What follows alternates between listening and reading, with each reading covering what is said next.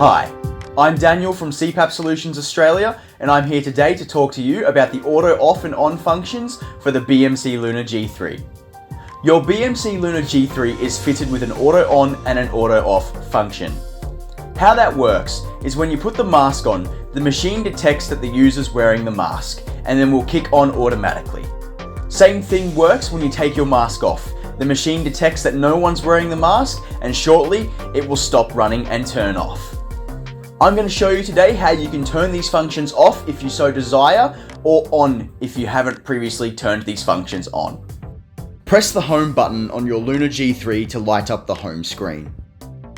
Next, turn the dial right until settings is highlighted. For this next part, you want to push in both the dial knob and home screen button at the same time. Hold these buttons until the screen changes to clinical settings. Dial the knob right so comfort is highlighted at the top. Press the knob in and dial down to auto on and auto off. Push the knob in and dial to make any changes. Make sure you press the knob again to confirm your settings. Press the home button twice to go back to the home screen. And there you have it. You can easily access your auto off and on functions and turn them on and off at your own desire. Thank you for watching our video. I hope you found it helpful.